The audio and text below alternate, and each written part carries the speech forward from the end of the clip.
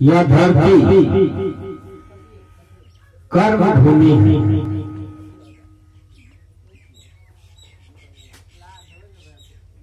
मनुष्य कर्मों का ही खेती करते हैं।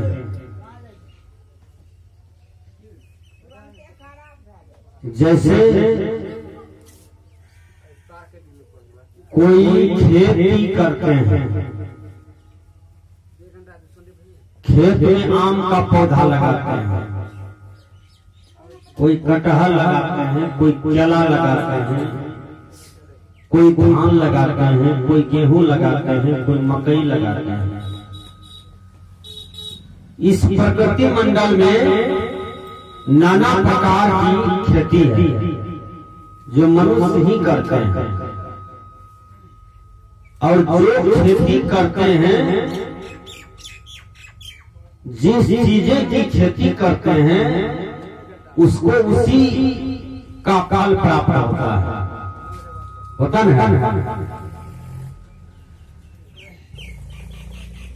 तो हम कर्मों की खेती करते हैं।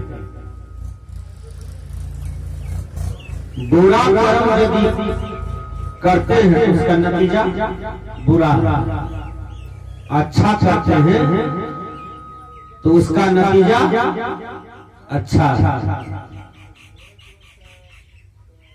कोई आदमी नीम का खेती करे और नीम के पौधा में से कहे हम चीनी उपजा लेंगे, होगा?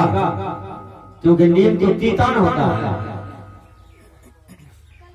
तो चीनी उपजाने के लिए तो केतारी का खेती करना होगा, उसमें से केतारी मिलता है ना। केतारी मीठा होता है, चूसने में भी आनंद आता है? तो कोई दुख वाला कर्म करता है तो उसको दुख मिलता है, सुख वाला कर्म करता है तो सुख मिलता है। तो धरती जो है वो कर्मभूमि है। विचार करना होगा। कुछ आदमी कहते हैं जब उनको दुख होता है तो भगवान को याद करते हैं, भगवान का नाम लेते हैं। हम देखे हैं जब बहुत जोर से आंधी आती है, पत्थर आता है, आंधी में जब खूब हवा बहती है, मेघ बोलता है, घर द्वार हिलने लगते हैं, तो तब लोग कहते हैं भगवान भगवान भगवान भगवान। यानी अब हमारा हिम्मत यहाँ काम नहीं करेगा। हे भगवान आप हमको बचाइए, मेरा घर गिरने वाला है, जान प्राण बचाइए। जब दुख आया, समस्या आया, तब लोग भगवान भगवान कहते हैं, भगवान का याद करते हैं। जब आदमी सुख में रहता है तब माया में भुला रहता है, एक बार भी भगवान भगवान नहीं कहते हैं। न तो भगवान का नाम लेते हैं, न तो भगवान को याद करते हैं। तो ये मनुष्य कितना गड़बड़ है। जब विपत्ति आया तो भगवान भगवान, अब विपत्ति टल गया तो भगवानों को टाल देता है, भगवान को भी भगा देता है, भगवान को भी हटा देता है। तो विचार करना होगा। जब मनुष्य को दुख होता है तब परमात्मा का स्मरण करता है, चिंतन करता है, याद करता है, रोता है। लेकिन रामायण में भगवान राम क्या कहते हैं मनुष्य को? काहुन कोई सुख दुख दाता, निधि कीर्ति कर्म फल भोग सुन भराता। भगवान राम कहते हैं लखनलाल, तुम जो हमको कहते हो हे भैया, जब से आपने सीता के साथ शादी किया और आप वनवास आए तो आपको बहुत दुखी देखता हूं। आप बहुत दुख को झेल रहे हैं वनवास में भैया, हमसे देखा नहीं जाता है, सो नहीं, लौट चलिए अयोध्या। आप राजा हैं, आप राजा के पुत्र हैं, आपको कोई चीजें की कमी नहीं है, इसलिए अयोध्या लौट चलिए। भगवान राम मुस्कुराने लगते हैं लक्ष्मण की बातें को सुनकर। कहते हैं कि मेरे भ्राता, तुम सोचता होगा कि इस धरती पर या संसार में, यह दुनिया में सुख देने वाला कोई है, दुख देने वाला कोई और है, लेकिन नहीं, यह आत्मा स्वयं अपने कर्म से दुख रखता है और सुख रखता है। तो हमने जो कर्म किया है हम भोग रहे हैं। राम भगवान कहते हैं लक्ष्मण को, अपने शब्दों में कहा क्या, काहो न कोई सुख दुख दाता, निज तीर्थ कर्म फल भोग भ्राता। हे भ्राता लक्ष्मण, कोई किसी को सुख दुख देने वाला नहीं है। याद करें, परमात्मा को दोषी ठहराना, परमात्मा को गाली देना मनुष्य का महाभूल है। क्योंकि परमात्मा स्वार्थ में नहीं चलते हैं, भगवान स्वार्थ में नहीं चलते हैं कि किसी को सुखी बना दे, किसी को दुखी बना दे। सब कर्मों के वशीभूत हैं, सब आत्मा, हर जीव कर्मों के वशीभूत हैं। कर्म के पिंड से तभी छूटते हैं जब उनकी चाहना मिट जाती है, उनका इच्छा मिट जाता है, उनका चाह मिट जाता है। जिसका चाह मिट जाता है उसका राह भी मिट जाता है।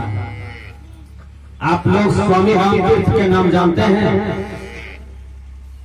नहीं जानते हैं। स्वामी रामतीर्थ जा रहे थे और रामतीर्थ का नाम लोग बढ़िया से जानता था कि रामतीर्थ जो है बादशाह।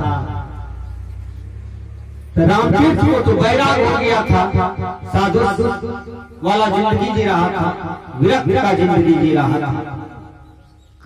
स्वामी रामतीर्थ रास्ते से जा रहे हैं, एक आदमी कहता है, महाराज आप तो बादशाह कहे जाते हैं, लेकिन हाथ में एक कमंडल देखते हैं, एक नंगूठी देखते हैं कंधा पर, एक नंगूठी आप पहने हैं, कुछ होते हैं देह में, ये तो भिखारी के साथ लगते हैं। आप बादशाह कहे जाते हैं क्षेत्र में, ये तो आप भिखमंगा जैसा लगते हैं, भिखारी जैसा लगते हैं। स्वामी रामतीर्थ जवाब देते हैं उस आदमी को, क्या कहा, जब तक यह अंगूठी हमारे कंधा पर है तब तक हम बादशाह कहे जाएंगे, जिस दिन इस अंगूठी का भी हम त्याग कर देंगे उस दिन हम शहंशाह हो जाएंगे। इसलिए दुख का कारण है इच्छा, चाह। इसलिए जीव अतृप्त है। इच्छा का पूरा अर्थ किसी का हुआ है? हुआ है? नहीं हुआ है। यह संसार में इच्छा उसी का पूरा हुआ जो इच्छा रहित जीवन जिया, चाह रहित जीवन जिया, जो आत्मा की ओर लौटा, आत्मा को समझा, आत्मा में तृप्ति को देखा, उसी का चाह और इच्छा पूरा हुआ, नहीं तो पूरा नहीं हुआ। कबीर साहब ने कहा, चाह की चिंता गई मनवा बेपरवाह, चाह को कछु न चाहिए सोई सहनपति सा। आज लोग मंदिर जाते हैं तो क्या मानते हैं भगवान से, जानते हैं? हे भगवान हमारा संपत्ति ढा जाए, हमको धन हो जाए, हमको दौलत हो जाए, हम निपनिया में सबसे अमीर आदमी हो जाए, हम पूर्णिया में, सुपौल में, अररिया में, कटिहार का राजा बन जाए, सबसे अमीर हम हो जाए, सबसे अमीर हमारा बेटा पोता हो जाए। यह इच्छा लेके लोग भगवान के पास जाते हैं, मंदिर में जाते हैं। देखिए, अब भगवान कहीं आपकी बात सुन ले, आपके को अमीर बना दे, तो अमीर बन के आप क्या सब कीजिएगा? यह बात होना चाहिए। सबका सेवा कीजिए, गरीब दुखियों का, तब न अमीरी। अमीर बन गए हैं, 1 टका धर्म काम में खर्चा नहीं करते हैं, किसी गरीब को दान नहीं कर पाते हैं, किसी गरीब को 1 गिलास पानी नहीं पिला पाते हैं, किसी गरीब को भोजन नहीं दे पाते हैं, कभी दीन दुखियों का सहारा नहीं बनते हैं। तो भगवान आपकी बात सुनेगा? नहीं सुनेगा।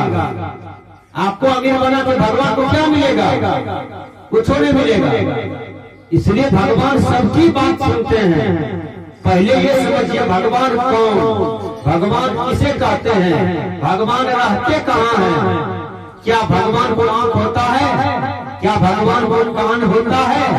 क्या भगवान को देह होता है? क्या भगवान को शरीर होता है? विचार करना होगा। भगवान कौन होता है, भगवान किसे कहते हैं? यही आत्मा भगवान हो जाता है, जो सुंदर सुंदर कर्म करता है समाज के लिए, राष्ट्र के लिए, सबके हित के लिए, वही धीरे धीरे भगवान हो जाता है। महात्मा गांधी हो गया ना भगवान, विनोबा भावे भगवान हो गया ना, सुभाष चंद्र बोस, भगत सिंह, डॉक्टर मनोहर लोहिया भगवान हो गया कि नहीं? डॉक्टर अम्बेडकर भगवान हो गया कि नहीं? भगवान बुद्ध भगवान हो गया, कबीर साहब भगवान हो गए, बाबा नेहरू भगवान हो गए, क्योंकि इसने सत्कर्म किया, साधना किया, समुच्चा विश्व को मानवता का उपदेश दिया, इसलिए यह भगवान हो। भगवान ऊपर में नहीं रहता है, भगवान यही मनुष्य बन जाता है और कोई नहीं बनता है। भगवान अदृश्य नहीं होता है। भगवान का घर तारा के ऊपर, चंद्रमा के ऊपर, सूर्य का ऊपर नहीं है। भगवान आपके हृदय में है, उसका नाम है आत्मा। आत्मा का परिष्कृत रूप परमात्मा, यही आत्मा सुंदर सुंदर कर्म करके परमात्मा हो जाता है, भगवान हो जाता है। इसलिए खुदा का घर, पैगंबर का घर, भगवान का घर कहीं आकाश के ऊपर में नहीं है, सब आप हैं। आपके अंदर में बैठा हुआ परमात्मा है, उस परमात्मा को जाने विचार कीजिए। तो हमने कहा कि चाह मिटाने की जरूरत है, इच्छा मिटाने की जरूरत है, यही दुख का कारण है। जितना इच्छा बढ़ाइएगा उतना दुख में पड़िएगा, और जितना संतुष्टि की ओर जाइएगा, जितना ही संपत्ति है आप उसी में संतुष्ट है। देखिए एक आदमी दुकान चलाता है, वह किसी से ईर्ष्या नहीं करता है, समाज में अपना काम से मतलब रखता है। 10 कट्ठा जमीन है, उसको जोतता है, उसको उपजाऊ करता है, दुकान चलाता है, किसी से ईर्ष्या नहीं, डाह नहीं, जलन नहीं, बैर नहीं, झगड़ा नहीं, अपना जी रहा है।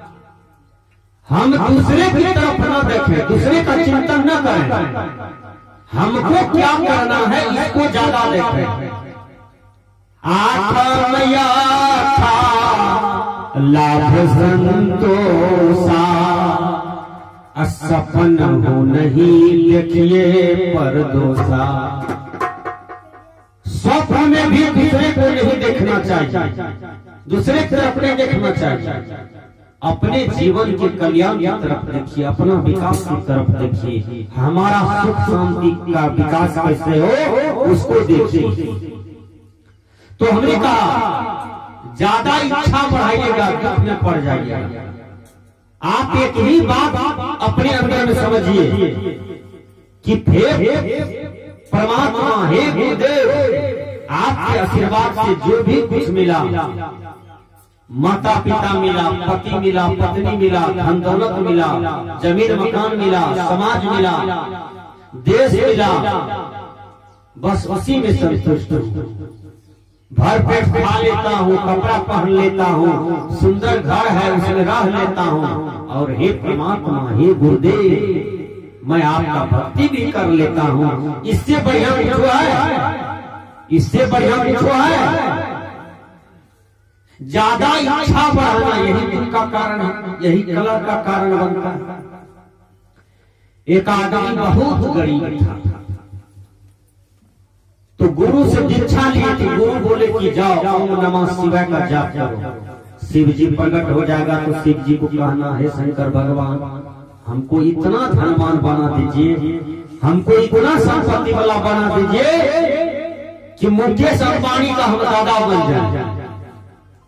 मुकेश अंबानी हमसे पूछने आवे कोई भी चीज। देखिए वह ओम नमः शिवाय का जाप करने लगे, शंकर भगवान प्रकट हो गए। शंकर भगवान खुश होकर के कहते हैं बोलो क्या मांगते हो, क्या चाहिए। तो कहा कि हे शंकर भगवान हम जिस चीज को छुए वो चीज सोना हो जाए। कहा बाप रे बाप, यहाँ किसी को 5 किलो सोना हो जाए अपनी परिया में, तो हमको तो लगता है कि सबसे धनवान आदमी वही हो जाएगा जिसको 5 किलो सोना हो जाएगा ना। और वो शंकर भगवान को कहते हैं हे शंकर भगवान हम जिस चीज को छुए वो चीज सोना हो जाए। शंकर भगवान ने कहा तथास्तु तथास्तु तथास्तु, जाओ ऐसा ही होगा। कह के चले गए। अभी गए घर, टीना का घर था, पिलर को छुआ, पिलर सोना हो गया। टट्टी लगा था बांस का, घर का पतवार का टट्टी था, टट्टी को छुआ, टट्टी सोना हो गया।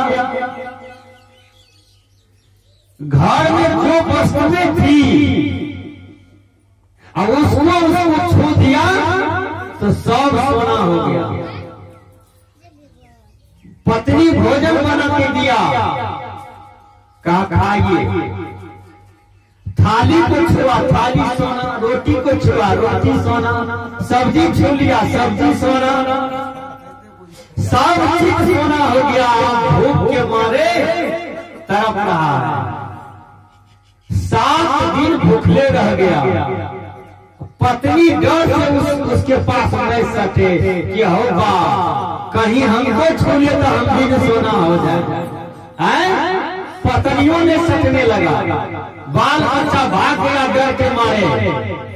पत्नी भी भाग गई, अब पर गया अकेले। अब पत्नी बाल बच्चा समुच्चा टोला समाज कह दिया कि हमारा पति जिसको भी छूता है वो सोना हो जाता है। बाल बच्चा कहा हमारा पिताजी जिस चीज को छूता है ना वो सोना हो जाता है। सही में टोला के लोग, नगर के लोग आके देखा तो देखा होगा सब कुछ तो सोने का हो गया। अब टोला के लोग भी वहां नहीं सकता था कि कहीं छुएगा हम सोना हो जाएगा, काट हो जाएगा, करेगा। कोई सचना भी नहीं था, सचने के लिए उसको देता था। 7 दिन तक भूखले रह गया हुआ।